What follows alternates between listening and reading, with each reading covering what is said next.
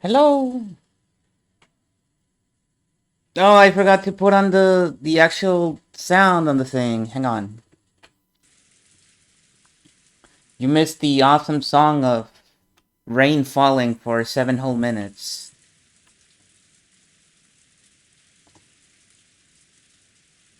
Yay, we're here. We're here to make more of the episode 1 finale. We're getting closer, but we still got a ways to go. I feel like there's another 5 hours left. Oh man. Tonight we're gonna make probably another hour. And then we'll move on to Torneco. So here we go. Yeah, I hate them too. But what can you do? When the episode is referencing is gone and disappeared, you kind of have to watch the recap. So let's get to it. Let me remove all the anachronisms. This one. And this one. And the name of the episode as well. You know, several times I thought, why don't I just make a different source for the name of the thing, and separate the Umineko one from the video games ones, the ones that I play on the rest of the week. Because I mean, the Umineko scene is already a different scene from the rest of everything else. So why don't I just do that? And the answer is because if I don't do it, then I have to write it down every week. And writing it down helps me memorize all the names of the episodes, which is important and something you want to do in your life. What if somebody asks you on the street, hey, can you name every Umineko episode in order? And I'd be like, fuck, I guess I can't. But I almost can now. I'm 6 episodes in. It's Legend, Turn, Banquet, Alliance, and Dawn. And I've only got 2 left to go. Spoilers, I guess, for the people watching this VOD in the past. We're already 6 episodes in the future. We're still not finished, but we're getting there. Anyways, right now we're in episode 1. Ganon just died. As you can see here. So here we go. In the end, Ganon did not regain consciousness. Even though Dr. Nanjo and the rest did all they could to heal him. Of course, there was very little that could be done on an island like this without medicine or proper facilities. However, Ganon was the only human ever to confront the culprits. Is the volume too high? It is. Hang on, there. If only he could give us some kind of clue. However, at the time they carried Ganon away, it was already too late. Here we have it in the bios. Ganon. Found in the boiler room with a weapon resembling an ice pick sticking out of his chest. How presumptuous of lowly furniture like that. My sincere apologies. Without proper facilities, there was nothing I could do about such a serious wound. No, that's perfectly understandable. Thank you so much for giving it your best. Dr. Nanjo's shirt had been sprayed by a violent spurt of blood, so it was easy to imagine the devotion with which he had tried to save Ganon's life, up until the last second. Jessica was crouched in the corridor, crying softly. She had probably been taking care of Ganon-kun until the moment of his death. George Aniki tried to approach her with words of comfort, but when Jessica pushed him away, he stopped trying to force her to talk and left her alone. If only I hadn't let Kanon-san go alone. Oh. Do not let that bother you. If you had been with him, you would probably have been attacked as well. He foolishly rushed on ahead and paid for his mistake. How can you say it like that? Kanon-kun spotted the culprit and bravely stood up to them. If only Kumasawa-san had gone with him, the culprit might have hesitated and chosen to run away. Emotion-filled words that I never thought I'd hear coming from Jessica's mouth tumbled out. Kumasawa, looking truly sorry, could do nothing but hang her head. Jessica, you shouldn't talk to her now. It's the same for me. And probably for you as well, right, Adler-kun? We don't know what's going on, and it feels like our hearts are going to split open. There were tears in George Aniki's eyes again. Seeing Jessica break down crying probably brought back the pain of losing his parents. I've done all my crying all at once, so I didn't feel like crying anymore. However, I understood how great the pain in their heart was. It's okay, Jessica. You'll be able to meet Kanon again soon. Stop it! I don't need you trying to console me like that. Beatrice will resurrect the dead and even love that has been lost. So you'll definitely be able to meet him soon. Everyone will be able to live in peace. So, the one who killed Kanon-kun is this Beatrice who supposedly gave you that letter yesterday? Where is she? Where's she hiding? I'll find her and tear her apart. Tell me! You know who the culprit really is, don't you? What do you know and where are you hiding? Tell me, damn it! Milady, please stop. Oh! Beatrice exists! Oh! Damn it, let go of me, Genji-san! Maria knows where the culprit is. And she's hiding their identity even though she knows. She must be telling them what we're doing, cutting them all as they kill us. Jessica, be silent. Jessica grabbed at Maria. Genji tried to stop her, but Jessica could not be calmed. The next thing I heard was the sound of Aunt Nazi slapping Jessica's face. After that, only Jessica's sorrowful sobbing voice resounded throughout the hall. Maria-chan, I know there's no way you're the culprit. You've been with us since the beginning. There was no time for you to communicate with any culprits.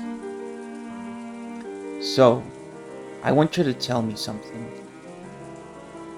This Beatrice who handed you the letter yesterday, who was she?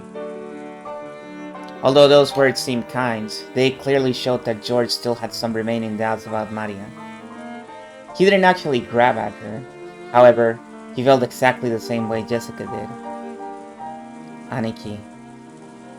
I already asked her the same thing a second ago. Her answer was the same as before.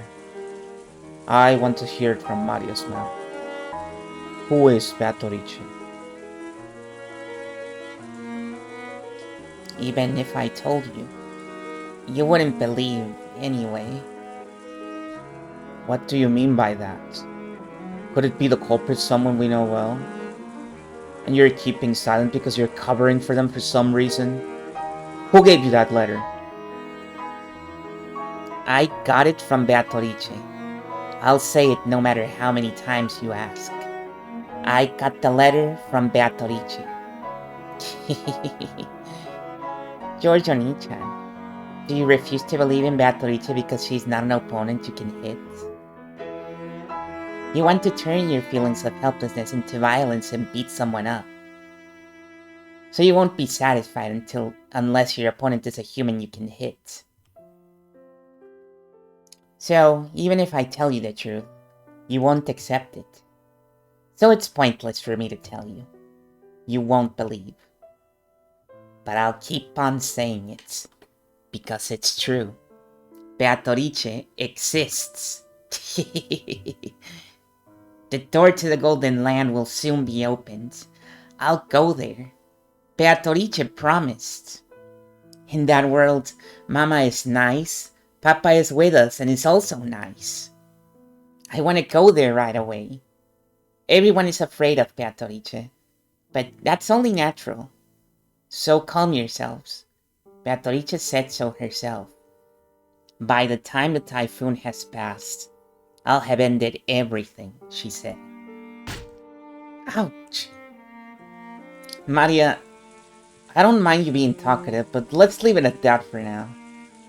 I'll bet this is all a pretty happy situation for you, since you're always going on about how witches exist.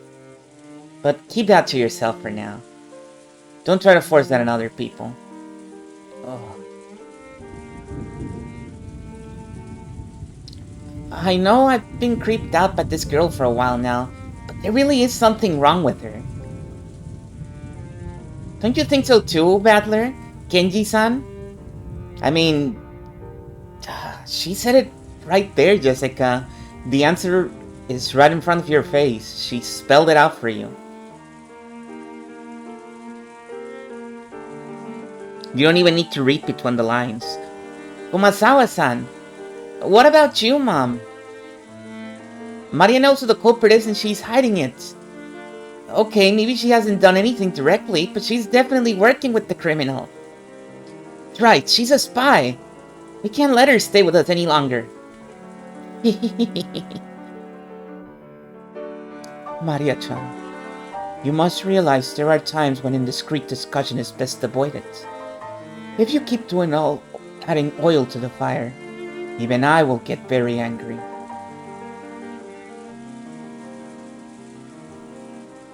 Nasui glared at Maria with frightening eyes. Maria was used to Aunt Rosa's loud style of scolding, but she apparently hadn't built up a resistance to Aunt Nasui's quiet sort of scolding. She shrugged and kept her mouth shut. A desolate feeling filled the room. It felt as though things would just get more complicated if anyone spoke. How many people have already died? 6 people in that group. After that, both Aunt Eva and Uncle Hideyoshi, Kanon-kun, grandfather. There were a whole 18 people on this island, supposedly. And 10 of those people had been killed. That's more than half of us. Right now, there's absolutely no proof that the remaining 8 people will be safe.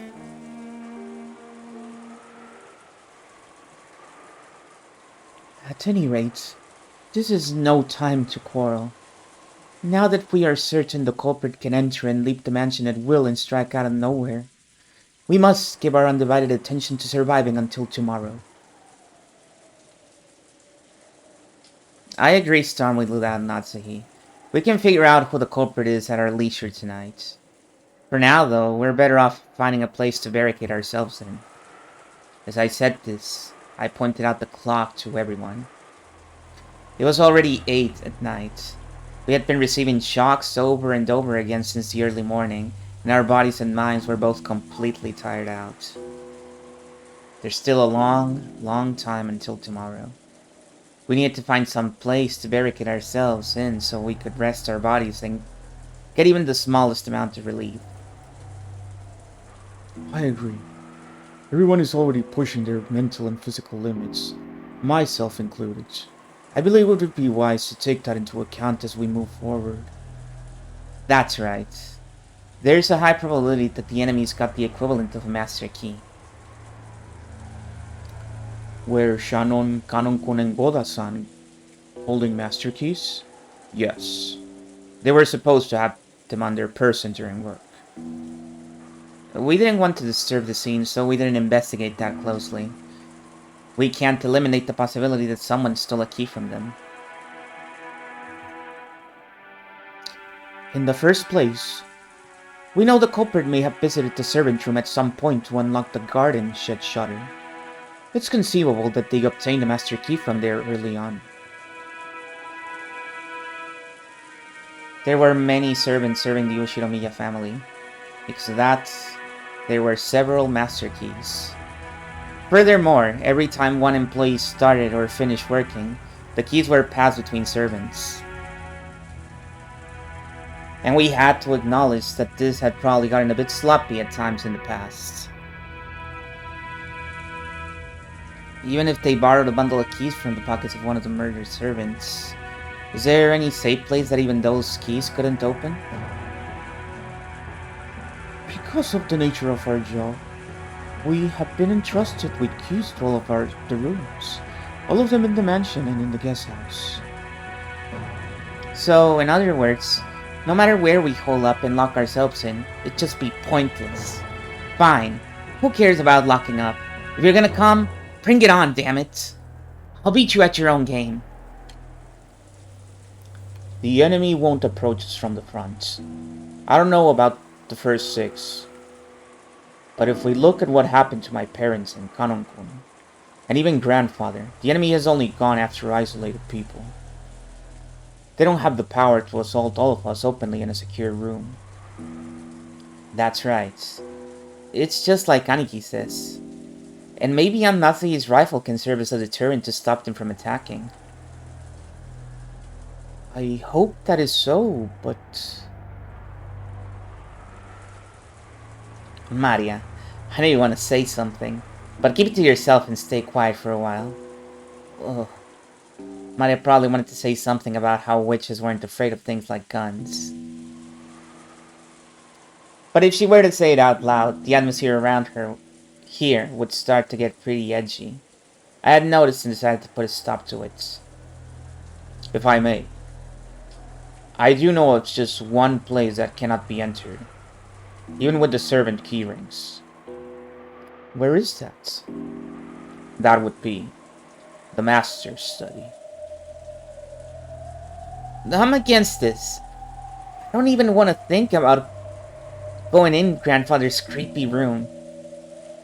How many keys can gain access to that room? There are 2. I always have one in my person. The other was held by the Master himself. Just now, I found this on the corpse in the boiler room.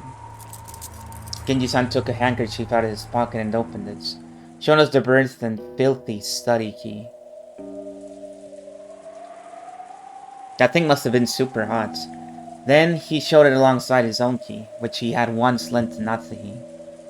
Normally, it would have been proper to leave the Master's key for the police, but because of the Master's orders to protect the safety of the study, I borrowed it for the time being. I see.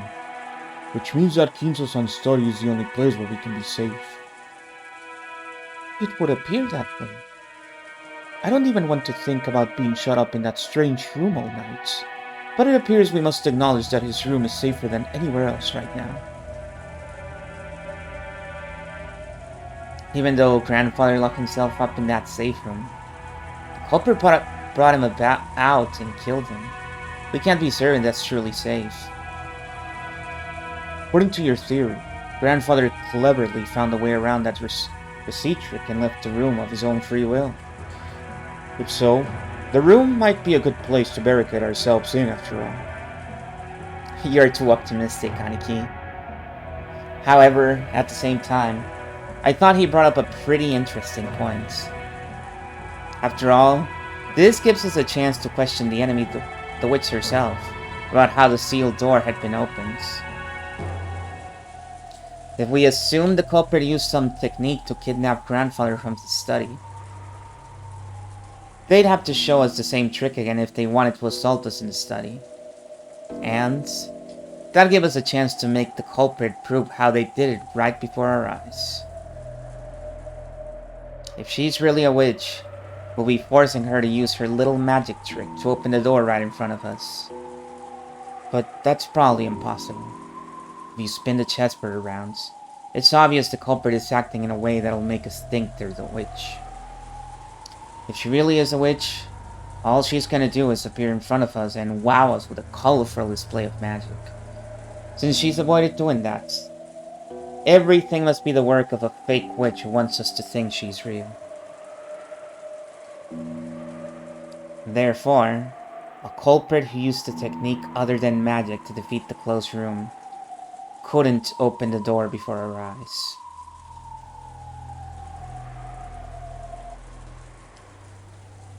Is grandfather's room big enough to stuff 8 people in? Yes. There is a bed, a sofa, and blankets, so while it is not luxurious, it will be more than suitable for spending the night.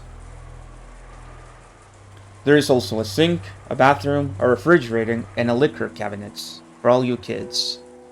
Whoa, that's incredible. But isn't that weird? You're saying he built another house inside his house? Battler, I work here. I cannot answer that question. That's pretty cramped for the last house of someone like our grandfather, who had a whole island and realized all of his dreams. That's right. After some point in time, Father probably couldn't feel at peace in any other place, even inside the mansion. We always heard about how he shut himself up in there, and this time, we're the ones who are gonna shut ourselves up. Jessica spat the words out. Jessica-chan, it sounds like you'd rather go search for the culprit than stay shut up somewhere. Of course. I don't think we'll be able to find him if we just start searching on our own. In the end, we can't do anything but wait. Then it doesn't matter where we wait, does it? I'm not gonna run away or hide. Why don't we just take it easy in the parlor, watching TV or something while we wait for this Patoriche-sama to appear? It's perfectly fine if she doesn't appear. There's no need for us to be the ones who expose the culprits. Well said. We shouldn't take needless risks before the police arrive. Thank you, Dr. Nanjo. I think we should move to Father's study. True, we have no proof that it's safe, since Father was taken out of there. However, I can't deny the possibility that, as Badler-kun reasons, Grandfather left the study of his own accord and was attacked outside. A while back, I proposed that strange theory as a stopgap measure, but just as Aunt Eva said, even though that trick would be possible, I couldn't explain what motive could have made Grandfather sneak out of his own study in such a troublesome way. Plus, Grandfather couldn't even have used that trick unless he knew that the receipt was wedged in the door. Aunt Eva hadn't pointed out that last part, but it's clear how absurd the theory was. So, does that mean she sealed the sealed door form a closed room, just as Aunt Eva claims? Is it an undeniable fact that Aunt Natsuki was the culprit? If Aunt Eva were here now, she'd probably make that claim openly and blow my strange theory away. But anyway, I had to admit that a room with both a bed and a toilet that all 8 people could be shut up in, with only 2 keys, both of which were gathered here, had to be the safest place in the mansion right now. At the very least, I figured this would be better than just staying shut up in the parlor and hoping nothing would go wrong. But wait, have we been safe only because we've been shut up in the parlor? What if leaving that room and moving to an unexplored location is actually more dangerous? Useless. Useless. It's all useless. My flimsy head is about to break out in a fever. If I keep spinning in the chessboard around, right and wrong will keep switching places over and over, and I won't be able to believe anything. When it seems like the culprit is one of the 18, I want to believe in Beatrice. And once I start believing in Beatrice, I start wanting to find the culprit amid the 18. If that keeps spinning around forever, in the end, my thoughts won't have taken one step from where they started.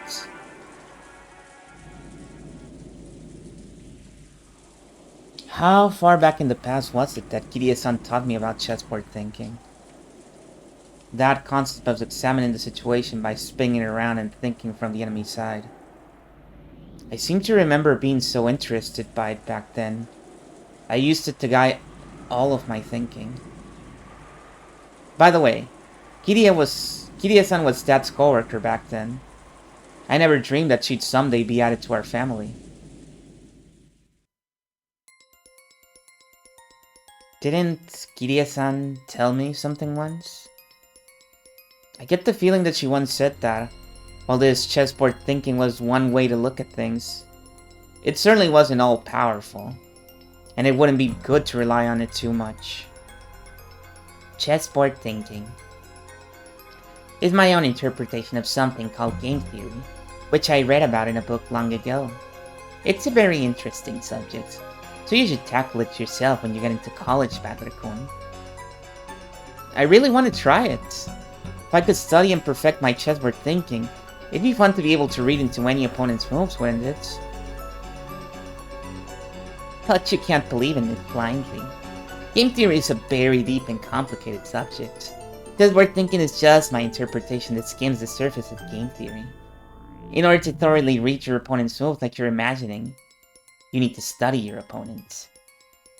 Additionally, while chessboard theory is convenient and practical, it is imperfect. It has many weak points despite its convenience. Weak points? Yes. Chessboard thinking is founded upon game theory. When you thoroughly investigate game theory, it boils down to math. Do you know what the weak point of math is? It's noise. In math, when you write 1 plus 1 equals 2, that process will always result in 1 plus 1 equals 2. No matter how many billions of years pass. Nothing more, nothing less. That's because there's absolutely no noise mixed in. But, for example, unlike math, the Japanese language has noise mixed in. Kanji are a good example. Old kanji and new kanji are slightly different, which represent an introduction of noise created by the changes between time periods. Isn't history the same? There are dozens of policies that seem foolish in the modern era, but were meaningful at some point in the past. Because the rules of chess are fixed, when a pair of experts are discussing one particular layout, it's possible they could reach the same conclusions whether they're from 100 years in the past or 100 years in the future. However, if the rules of chess had gone through massive changes over time, it's possible that a discussion about the same layout would have changed as well. That's right. Events in the world of humans are normally full of noise. Aren't human emotions that way? Even if the exact same thing occurs more than once, there's no guarantee that humans will always act in a predictable fashion. The moment we try to use a math-based theory to predict someone's actions, we must be aware that our theory has built-in weaknesses and limits. Simply put, chessboard thinking is extremely weak against noise and fickleness, as well as mistakes or incorrect knowledge. That's right. Kirie-san definitely said that. Chess has always been a game where both sides play by the same rules and fight with the same conditions for victory. That's why it's possible for both sides to predict the other's moves. It's possible to reach your opponent because you can always suppose they'll make the best moves they can find. But what if your opponent is fickle, or a bit tired, and makes a move that can hardly be called the best? Or what if this game actually has a special rule? Some unknown thing that only the enemy knows about and can use? In fact, what if the opponent actually has some goal other than victory? Think from your enemy's perspective. That's the basis of chessboard thinking. Which means, if you misread your enemy, the answer you draw from this process will be complete rubbish. Useless. So far, I've used chessboard theory to get several vague bits of information about the culprit hiding behind this case. Or so I think. However, I don't know anything about the culprits. Am I just playing around in a labyrinth of thoughts? If Kirie-san were here at a time like this, she'd probably be able to notice something with her much, much sharper thinking ability.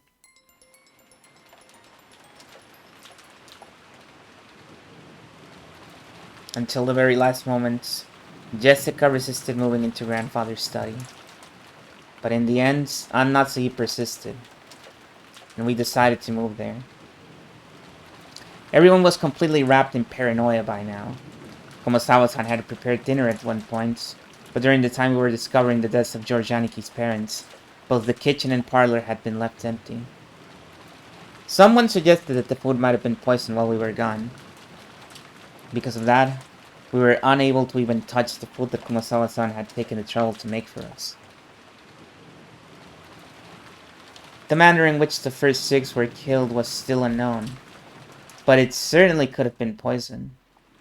Certainly, that would allow even a single person to carry out the murder of 6 large adults.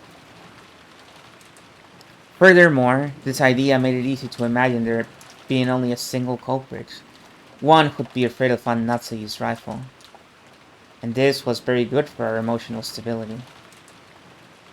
But the fatigue and hunger were even harsher than we'd imagined. Then, Komasawa-san made a proposal, and we all went together to the kitchen. There, we gathered some canned food and other things that'd be hard to poison to take in with us.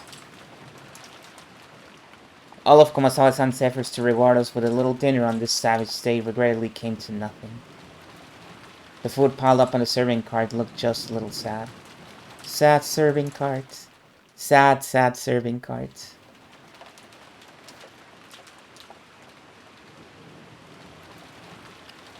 We all started climbing the stairs. Natsuhi, who was in the lead, wearily stared into the darkness with both eyes in the barrel of the gun. Once we tracked ourselves up to the 3rd floor, just as Natsuhi had warned us off beforehand, there was a mixture of a chemical smell and a sickly sweet aroma, a stench hanging in the air that felt like it was eating into our heads. I see. This kind of stench probably wouldn't give you a headache if you were shut in with it for the whole night. I know it's a little late, but I'm with Jessica. Vote against going into grandfather's study. It felt like the stench was floating out from this magnificent door. It was the door to the forbidden study, which should defend against any who would enter. While Genji-san unlocked the door, Maria stared at the door and the doorknob with great interest. Ugh. Incredible door. It looks old and strict, like it'd stop any jokes cold. A perfect door for grandfather's study. The power to ward off spiritual menaces is strong here. Beatrice probably couldn't open this door. Oh? What does that mean? Maria pointed at the doorknob. Scorpion crest. No. A design like a magic circle arranged around the scorpion was inscribed there. That design. That's right. Isn't it just like those keychain charms Maria gave Jessica and me yesterday? The 5th magic circle of Mars is a strong ward against magic. Additionally, this magic circle was very diligently constructed, and is full of power. Such a magic circle can be quite troublesome to beings of magic like Beatrice. Isn't that comforting? Are you saying we can escape even if Beatrice's clutches in this room? Our little witch here sure is reliable. Then how did Beatrice get grandfather out? Just as Badler reasoned. Beatrice can't go inside. However, she has both magic and familiars. Using them, she might have been able to get grandfather to leave the study of his own accord. Ah, I heard about that in manga. I've seen a bunch of scenes where vampires were fighting their crosses so they couldn't get close. But their familiars were just fine, so they made their familiars attack. Those scorpion keychain charms I gave you yesterday also had the 5th magic circle of Mars on them. The power dwelling within them was weak, but they should be enough to protect you until we leave the island. Although it sounds like you've lost yours, right? Scorpion keychain charms? Yeah, the charm I gave you yesterday was something I got from Maria. I heard it would repel magic if you put it in your doorknob. And at the time I thought maybe it'd be better if you had it. Is that so? I thought it was an odd thing for you to be carrying around. And Natsuhi put that on her doorknob? Yes. Last night, after hearing about it from Jessica, I hung it from the doorknob on the inside of my door. Then, Natsuhi, you're really fortunate. If you did that, Beatrice probably couldn't even lay a finger on you yesterday. I think Beatrice must have been really annoyed. Beatrice? Annoyed? Couldn't lay one finger? Natsuhi thought back on that eerie scribble she'd been seeing that morning, as though someone had been tearing at the outside of her door with blood-soaked hands, and gasped in surprise. Could it be that this witch who called herself Beatrice tried to enter through the door to Natsuhi's own room? But the magic repelling charm had been hanging from the inside, so she couldn't break through the door. So she was annoyed. So she scratched at it.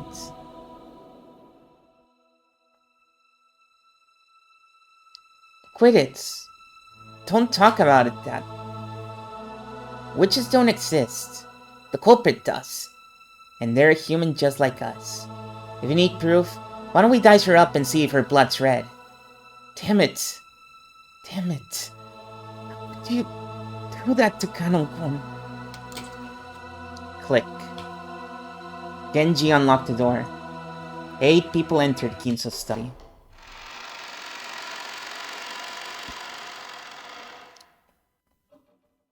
Grandfather's study. I'd heard rumors about it beforehand, so I wasn't that shocked. He had done nothing more than fortify it thoroughly with his occult hobbies. His grandfather's hobby had been chasing after pop idols. These walls might be buried beneath idol posters. Even if I didn't understand it, I did realize that this room was a bundle full of his pastimes. Yeah, they don't exist. Even so, I couldn't help but remain dumbfounded by the smell of his creepy medicine and the sweet stench that seemed to melt my head.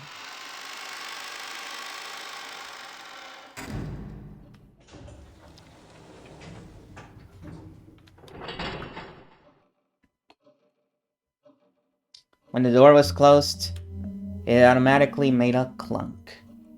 I see. This is the auto lock that activated whenever the door is closed. And there were only 2 keys that could open this door from the outside, both of which were in this room. In other words, it had become a closed room. The shutter, the receipt, the chain, and now the auto lock. This 4th door had the most magnificent lock yet, and this was doubtlessly a closed room. Just to make absolutely sure that the room was secure, we checked all over for ways in or out. The window was tightly locked.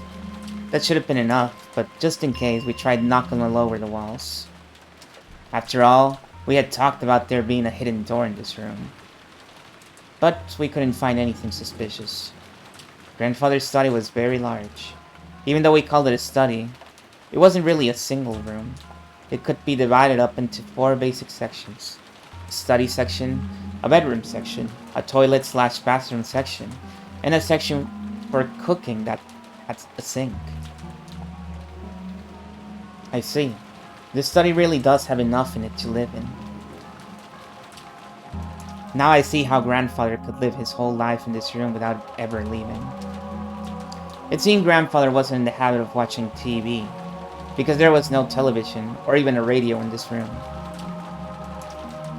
We can't do anything except pass the time listening to the sound of the rain until tomorrow morning. There's a bunch of books, you could read them. Oh, and there's a chessboard too, you could play chess. Dr. Nanju looked closely at the chessboard that sat on the table in front of the sofa and muttered. It was apparently the partly finished chess match he'd been playing with grandfather until yesterday.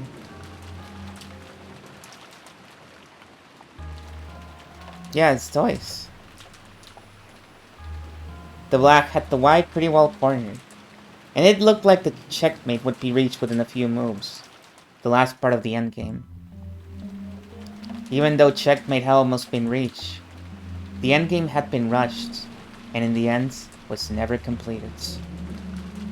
Kinso-san, it seems we weren't able to see this match through after all. Dr. Nanjo.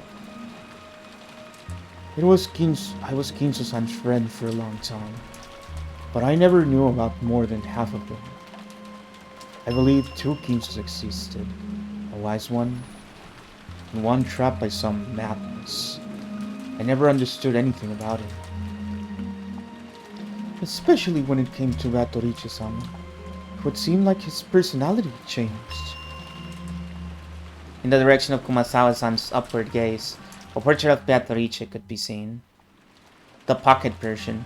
It wasn't massive like the one hanging in the entrance hall. Small. Made for this room. Grandfather probably spent every day in this room, and so much of his time, talking to the witch in that portrait. Who was Beatrice to grandfather in the first place? Right now, you couldn't just explain it away by saying it was a story made by the parents to frighten children away from wandering into the forest. While eating the canned food we brought from the kitchen, we talked together about who Beatrice was. Whether the culprit was Beatrice herself or someone pretending to be her. Whether they were a witch or a human, that was besides the point. The woman in this portrait was strongly related to the roots and background of this case. You couldn't talk about this case without talking about her.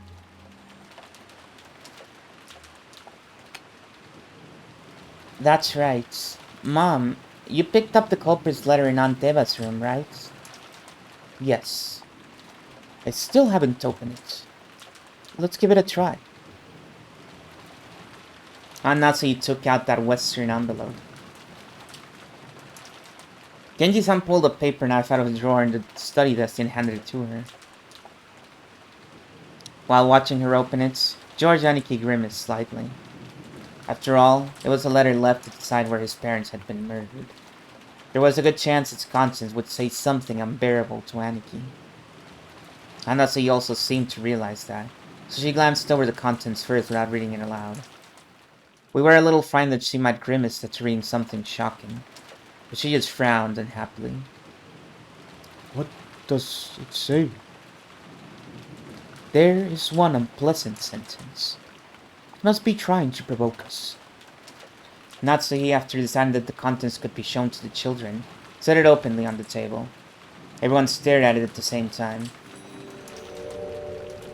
Praise my name. What the hell? It's annoying. It's probably about Toricha declaring herself the victor.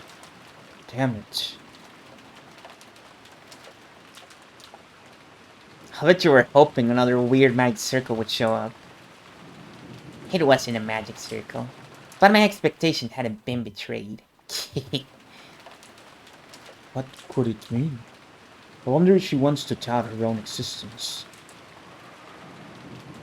That seems reasonable. With this letter, we now know that the author of last night's letter is the culprit. I think the identical envelope is more significant than what is written here. Without a doubt, this is the type of envelope and sealing wax that the master used. Oh, I don't know what's going on anymore. This is the first time I've seen anything like this since I started working with the Yoshinoya family. Going by last night's letter, Beatrice is claiming to be grandfather's oldest confidant. Grandfather often said the same thing in the past, right? I spoke to Genji-san and Komasawa-san, who nodded together. Guess that means you two know more about her than anyone else except grandfather. Could you tell us?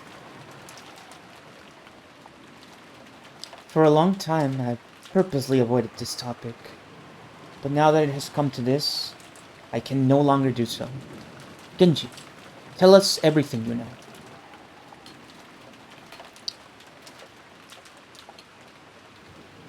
Genji-san didn't answer. Did he remain silent despite his knowledge, or did he know nothing at all? Still, I had a good guess. The ghost story of the witch Beatrice had long been deified among the servants. He had probably been very close to grandfather and his occult hobbies. So there was a good chance that he'd been indoctrinated with even weirder things and had increasingly come to deify the witch. As grandfather's most trusted servant who had sworn loyalty to him, he might be the most influenced by the illusion of the witch that grandfather had created. So there was only one reason for Genji-san to remain silent. He could speak, but it would definitely cause a backlash, so it was better if he kept his mouth shut. And it wasn't like we'd believe him anyway. Something along those lines. A short while ago, Maria had been more than willing to speak bluntly and unrestrainedly, and that had earned her a scuffle with Jessica. It was natural for Genji-san to keep his silence.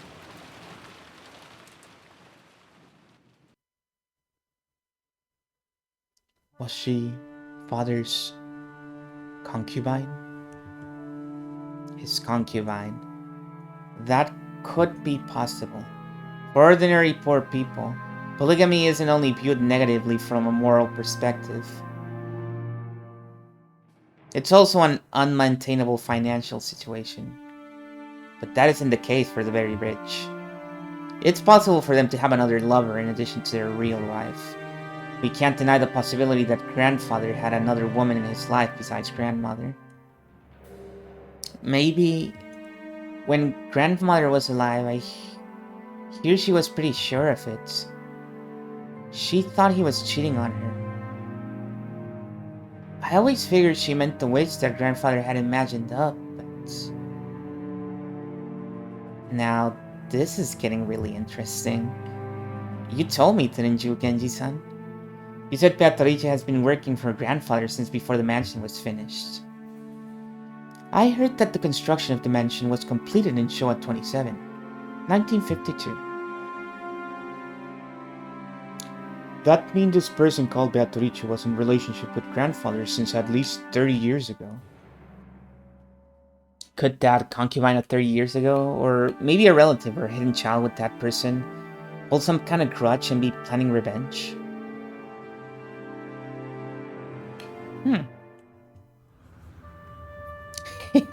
I see. This is starting to sound just like your standard Western mansion mystery. It's a filthy topic, but the easiest line of reasoning to accept. What do you say, Genji? I believe the master was indeed in love. Those feelings were certainly stronger than what he felt for his late wife. Who is this person called Beatrice? What's she doing now?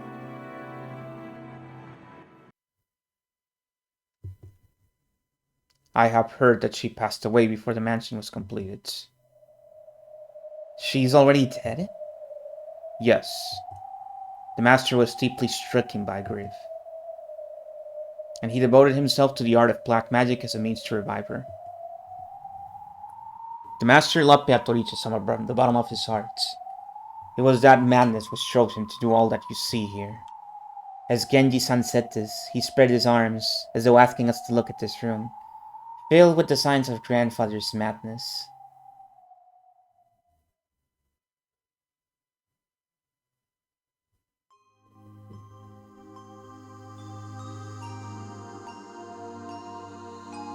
We were all at a loss for words.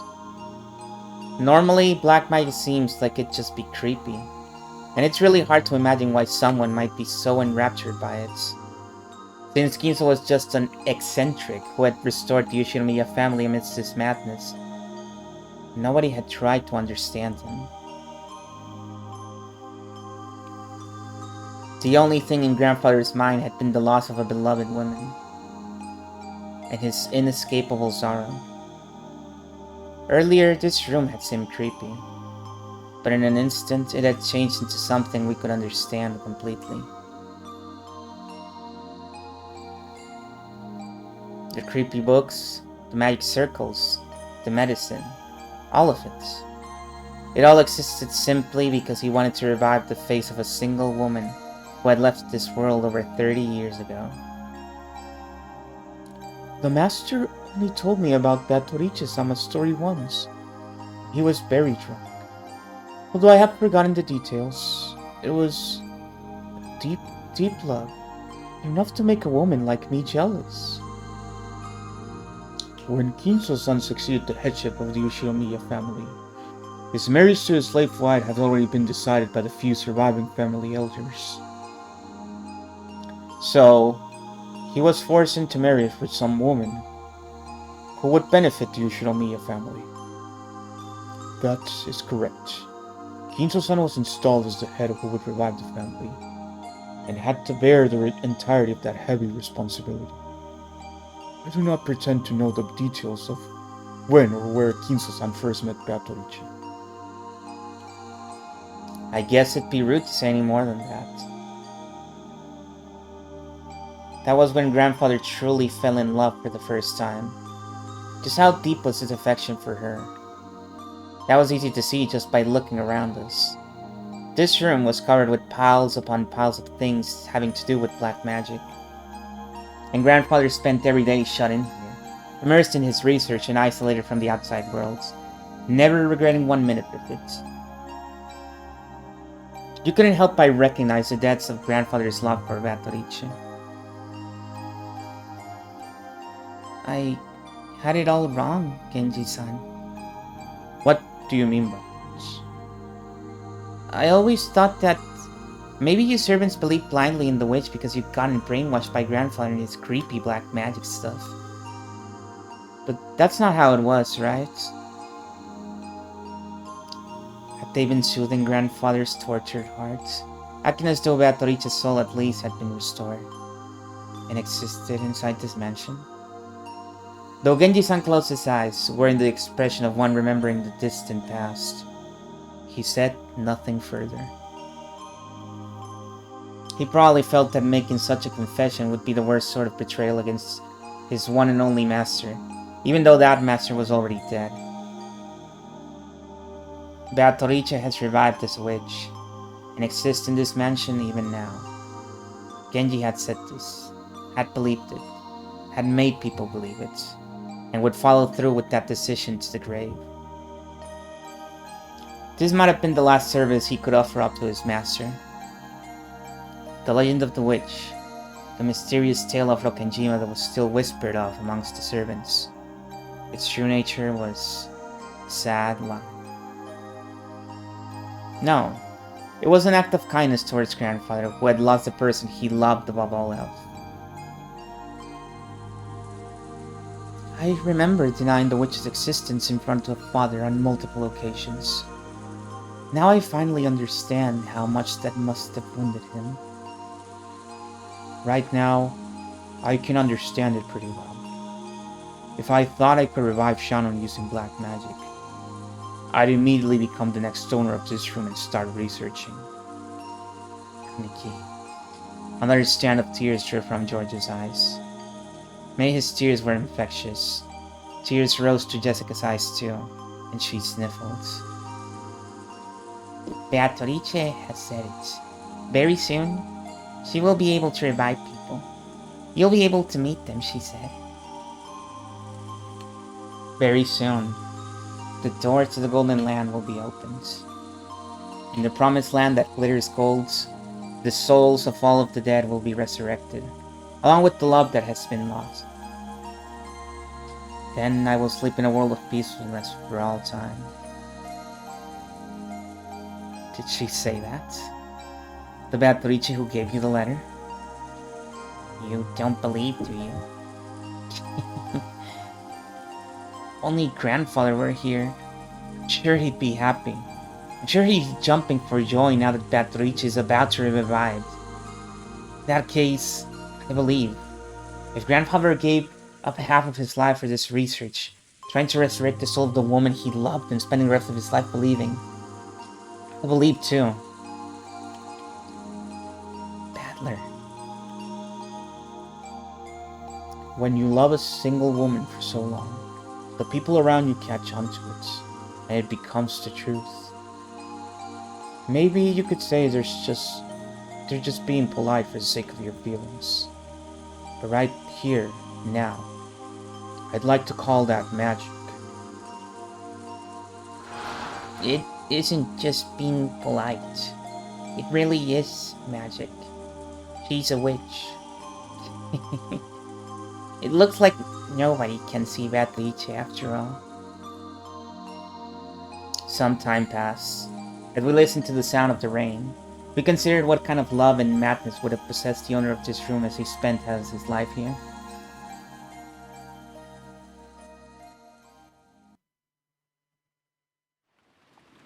If you ask me as a woman, then while I'd like to be understanding of father's feelings of true love, it did leave mother in an awkward position. I agree. Cheating is cheating. No way to make it pretty. Yeah, that's right. Gotta feel sorry for grandmother. So, have there been any rumors about a child between Beatrice and grandfather? The keyword Beatrice had been hidden away in every corner of his gaze. So it's natural to suspect some relative of hers. No. I have not heard anything like that. If there was one, a memento of his most beloved person, he surely would have given them all of his affection. Since he ended up immersing himself in black magic instead, maybe we should assume that there was no such child. Come to think of it, that reminds me of a rumor I heard. You know it, right? That story about how grandfather heavily supported an orphanage called the Fukuin House? Enough of that. There is nothing more than slander which would desecrate father. Tell us, son, not seeing. I think even you'd agree that this is no time to hide things from each other. It's a worthless story. Father made a massive donations to an orphanage and had the orphans employ the servants at the head family to give them some on-the-job experience. The story in question is simply some dribble spread by fools who claim that father was using those orphans for some filthy hobby.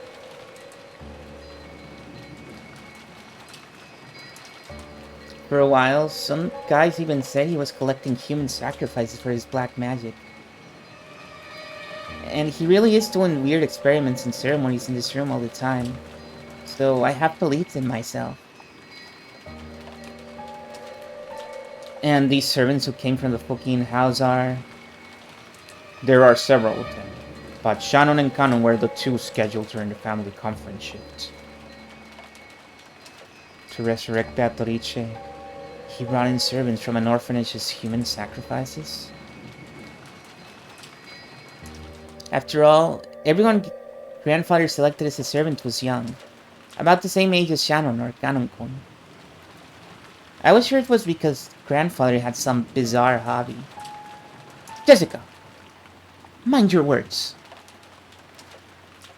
When Nazi scolded her, the atmosphere instantly went sour and everyone fell quiet. However, something was tugging at the back of my mind. Sacrifices. Human sacrifices brought over from an orphanage. What is it? Freaky words like sacrifices don't pop off often. And yet, I've seen or heard that word recently. Some part of my memory is tugging at me. Hey, Beatrice, what do you know?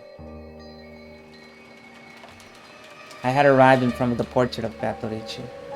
It wasn't as massive as the one in the entrance hall. But that portrait, when it must have been drawn by some famous painter, was still just as intimidating in this smaller size. Below it, just like in the entrance hall, was the epitaph that supposedly hinted at the location of the hidden gold. Ah! Sacrifices! Here. What the hell, Paddler? You're creeping me out. 6 sacrifices. Ah! Both of my eyes were as wide as plates. Everything's been predicted right there from the very beginning. Everyone crowded around, and the same expression of shock rose to all of our faces. That's right. It's right there in the epitaph. 6, 7. On the first twilight, offer the 6 chosen by the key as sacrifices. There's no doubt. 6 people died in the beginning. Even on the shutter where the magic circle was drawn. No, where the Hebrew was written. It mentioned the offering of sacrifices. I've been saying that from the beginning. That's right. Maria said it right at the start. Right after we found the 6 bodies, when Maria was in the parlor watching TV. She said it. Oh, the culprit isn't human. It's just the sacrifices chosen by the king.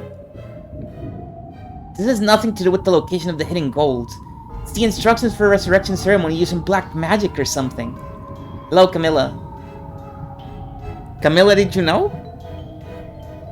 These deaths were not just a series of murders for a gold. They were doing a ceremony to resurrect the witch. Just like in the epitaph.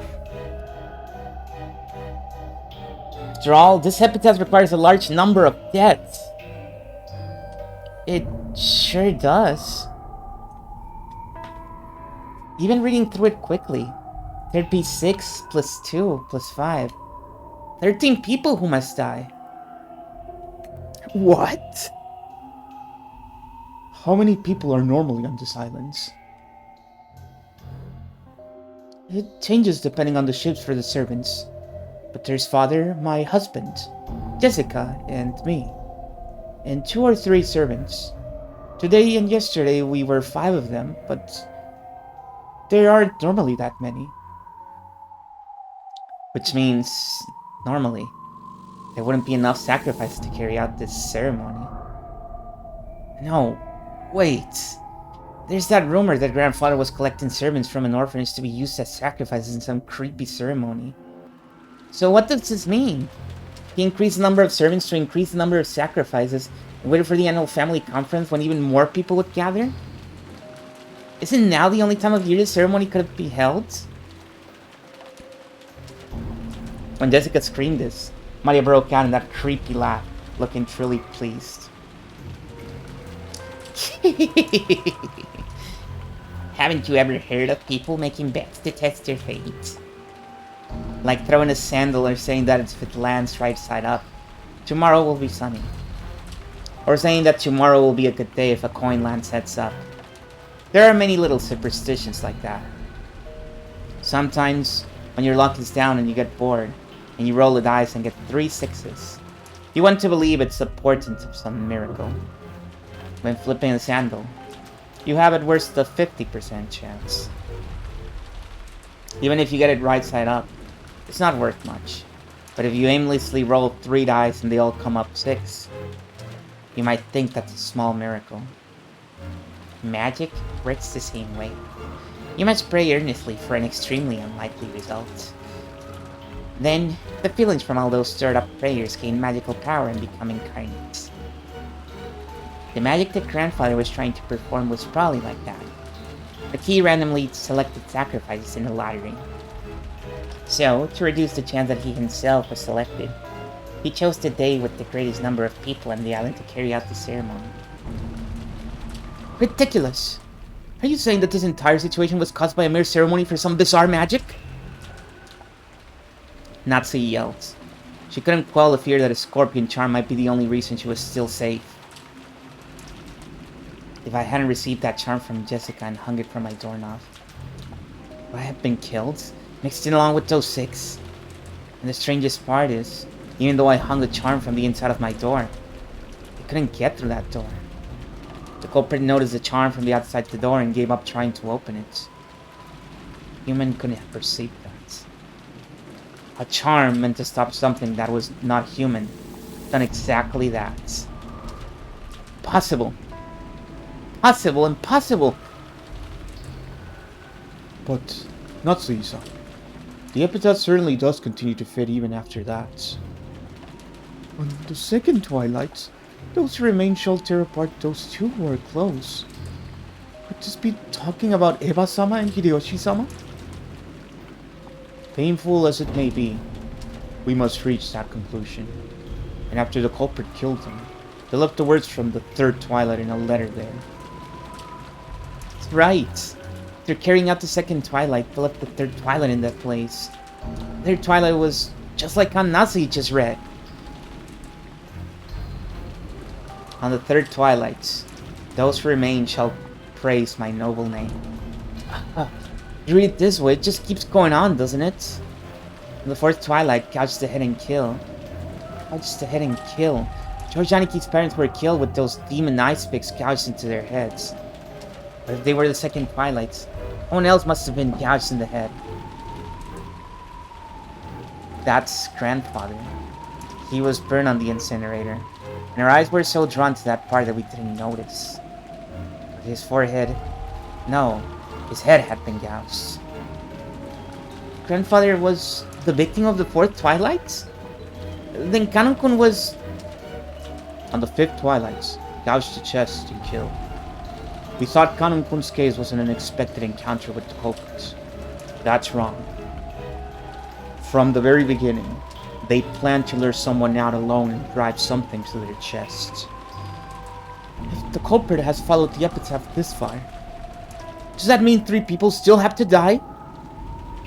On the 6th twilight, gouged the stomach and kill. On the 7th twilight, gouged the knee and kill. On the 8th twilight, gouged the leg and kill. Yes, you could read it that way.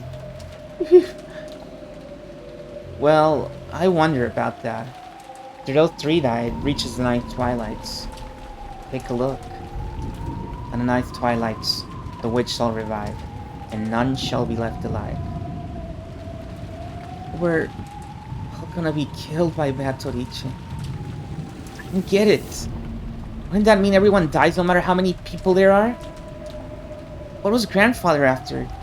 Doesn't that mean the ceremony would kill him too no matter what? It's okay if no one's left alive. On the 10th twilight, we finally arrive at the Golden Lands. On the 10th twilight, a journey ends. You shall attain to the power of the Golden Lands treasures, once and for the last time. The witch shall praise the wise and bestow 4 treasures. Grandfather wasn't afraid of that. Look at the 2nd and 3rd of the 4 treasures. One shall be the resurrection of all the dead souls. One shall be the resurrection of the love that was lost. So grandfather believed he would eventually be revived, and if he died partway through the ceremony, even if he died. Ridiculous! That's insane! He died sober, right? The dead don't come back to life. Isn't that a miracle humanity's been chasing after for thousands of years and still hasn't accomplished? So is this what it means? Something like you'll be able to meet them in the afterlife when they'll be restored? If what you're saying now is right, that mean that grandfather whose remaining life is lame and who's been driven mad by love is committing suicide. No. Massive force group suicide. Genji. Is such a thing possible? I don't know. Master is a man who sometimes had the wisdom to see 1,000 years into the future. However, there are times when that appears to be nothing more than madness to commoners such as myself. Okay, should we take that as for a yes? What do you say, Kumasawa-san? I don't know anything. That's right, I don't know. Do you think I would be on this island tour today if I did know? I would have faked an illness or done anything to take the day off, that's right. What about your opinion, Dr. Nanjo? You've been grandfather's friend for many years. I feel the same as Genji-san. Kinso-san was a man who far surpassed ordinary people. I've even felt a sort of inhuman power from him at times. Even I don't know what Kinso-san was thinking when he wrote that epitaph. All we can say is that even if father did write the script, someone else is carrying out. That's right. At the very least, there's another culprit who attacked grandfather in Kanokun. Furthermore, that person is still continuing the crimes just as the epitaph says. The letter in the beginning that we didn't think deeply about. What was it that was written there? We thought back to the recitation of the letter last night. Batorice had proclaimed something inside it. She had proclaimed that, according to her contract with Ginso, she would collect everything of the Ushiromiya family as interest. Then she had also revealed a special clause. If someone discovered the location of the gold grandfather had hidden, that right would be lost. When the letter was read, grandfather was still alive. But at the same time, it had already been sealed with wax by the head's ring, which meant grandfather had handed the ring over to Beatrice while he was still alive. If we take a straightforward approach, maybe we should assume Beatrice is carrying out that strange contract, with grandfather guaranteeing her that right. In other words, this was the same as saying grandfather knew of and approved of the contents of that letter. In other words, it's basically a joint message from Beatrice and grandfather, telling us that Beatrice will start collecting interest if we don't solve the riddle. In other words, grandfather and Beatrice were demanding that we try and solve the riddle of the epitaph. And if we couldn't, they were saying that the massacre would be carried out according to the epitaph. What does that mean? What do they want? I don't have a clue what it means. Look, another letter from Beatrice. Huh? What did you say? Maria was pointing at the top of the table, where the canned food everyone had been eating just now lay. A Western envelope from Beatrice certainly was sitting there. So what? Wouldn't Anasi let out a hysterical cry, looking between her own hand and the table, because the envelope she had just opened was still grasped in her hands. So why is there still an envelope on the table? What the hell? What's going on, Maria? Where'd that envelope come from? Just now, I looked and it was lying there. Oh. I don't know anything! Anything! This isn't funny. There's only the 8 of us here. There's no way some 9th person snuck in. There wasn't enough time during the few seconds that we gathered around the portrait, right?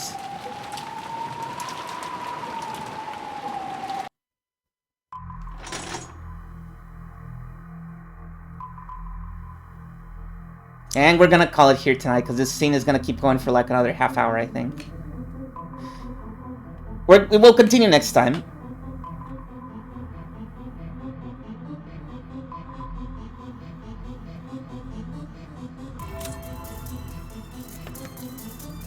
Who knows, maybe next time we'll see the end. Very good chance we see the end next time. Hang on. Now, where do I save is the thing. I guess we can keep saving here. There we go. Okay. So that'll be it for tonight. And now we'll be moving on to Turn Echo, but I'm gonna stop the stream to split the bot, so I'll see you again in a bit. Be right back.